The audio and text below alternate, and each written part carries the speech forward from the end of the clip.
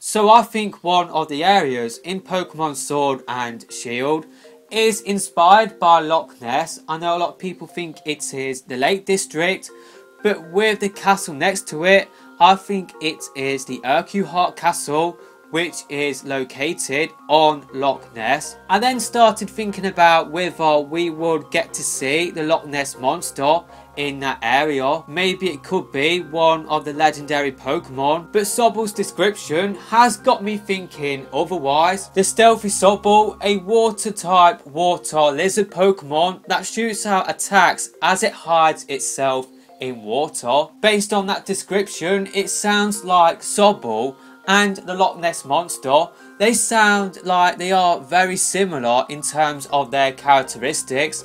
So instead of the Loch Ness monster being a legendary Pokemon, maybe Pokemon's equivalent to the Loch Ness monster will turn out to be Sobble's final evolution. Or I know some people have been thinking that maybe Lapras will be the Loch Ness monster. Maybe it will be the Loch Ness monster equivalent in Pokemon. I guess that could be the case, but the fact that Sobble is a water lizard Pokemon, it is stealthy, it hides itself in water. It sounds very similar to the Loch Ness monster, so I think Sobble's final evolution will turn out to be the Loch Ness monster or Pokemon's equivalent to it. Let's move on to Grookey. Reddit user Fenshield has come up with an interesting theory around Grookey. So the Groove part of Grookey is to represent groove, key is to represent Grookey being a monkey. The first thing you see Grookey do is drumming.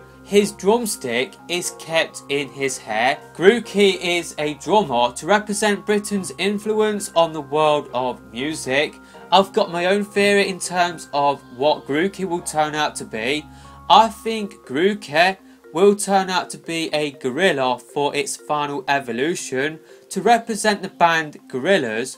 The type for this final evolution will be grass and ice to represent the band Arctic Monkeys. Its name will be Ringorilla to represent Ringo Starr, and of course it is a gorilla. The name suits itself, you know, it just works out really well in terms of the naming there. So yeah, I think that is what the final evolution for Grookey will be. It is a really good theory. I've sort of gone on my own little way at the end there, but the basis of this theory from Fenshield, it is really plausible. It has got me really excited for this final evolution.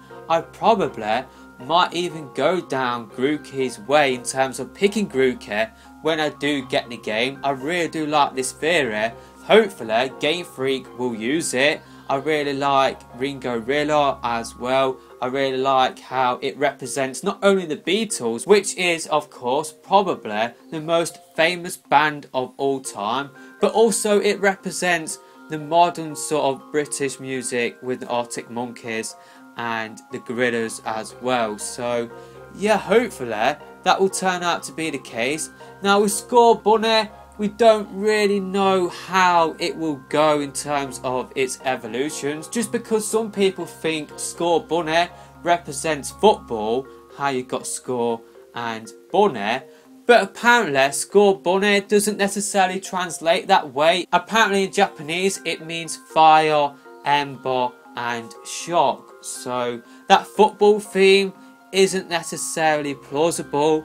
I think it is something completely different. I know a lot of people think the final evolution type for Scorbunny will be fire and fighting. I know a lot of people don't want that to be the case, just because a lot of the starters' final evolutions in terms of the fire Pokemon does turn out to be fire and fighting. So because Scorbunny's name apparently in Japanese it means ember and spark, maybe the final evolution will have a fire electric type. Maybe that is how it will work out. Then I've got to think about what famous rabbits are there in UK folklore, just because the Galar region is set in the UK. I couldn't really think of any, but I thought about the programme Watership Down that was made in England, And I thought, you know what, maybe the final evolution could be based on the famous rabbit, El Herrero. I probably have pronounced it wrong, but that was the only famous rabbit